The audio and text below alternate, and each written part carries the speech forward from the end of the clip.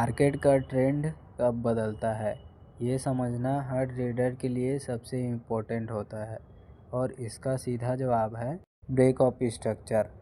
Market तब तक direction change नहीं करता जब तक एक इम्पोर्टेंट हाई या लो प्रॉपर तरीके से ब्रेक ना हुआ हो।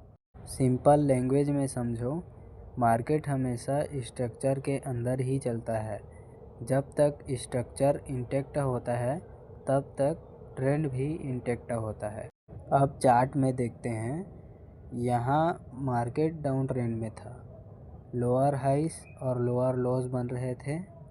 इसका मतलब सेलर्स कंट्रोल में थे, लेकिन एक पॉइंट पर प्राइस ने प्रीवियस हाई तोड़ दिया।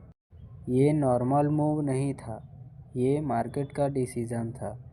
इसको ही कहते हैं bullish break of structure.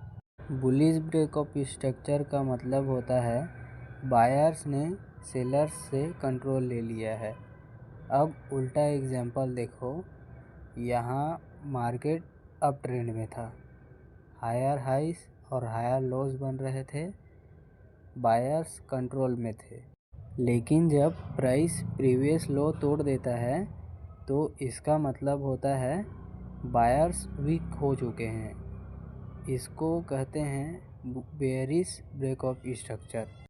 Break of structure का काम सिंपल है, मार्केट का रियल डायरेक्शन बताना।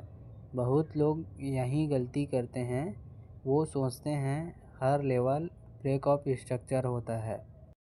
नहीं, ब्रेक ऑफ स्ट्रक्चर तब होता है जब market important structure level clear candle close के साथ तोड़ता है, सिर्फ वीक से नहीं, प्रॉपर क्लोज के साथ। एक और इम्पोर्टेंट बात, एंट्री कभी भी ब्रेक ऑफ स्ट्रक्चर के एग्जैक्ट पॉइंट पर नहीं होता।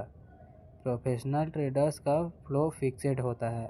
पहले स्ट्रक्चर ब्रेक होता है, फिर प्राइस वापस आता है, पुल बैक देता है, फिर एंट्री पुल बैक के बाद मिलता है। इसलिए बिगिनर्स ब्रेकआउट पर फंस जाते हैं और प्रोफेशनल्स वेट करते हैं। याद रखो, जब तक स्ट्रक्चर ब्रेक नहीं होता, ट्रेंड चेंज कंफर्म नहीं होता। ब्रेक ऑफ स्ट्रक्चर सिर्फ एक लाइन तोड़ना नहीं होता, ये सिग्नल होता है कि मार्केट का कंट्रोल शिफ्ट हो चुका है। इसलिए ट्रेडिंग में सबसे पहले स्ट्रक्चर देखो। स्ट्रक्चर क्लियर है तो डिसीजन क्लियर है। स्ट्रक्चर क्लियर नहीं है तो ट्रेड भी क्लियर नहीं है। अगर आपको इस वीडियो में कुछ सीखने को मिला है तो इस चैनल को आप फॉलो कर सकते हैं।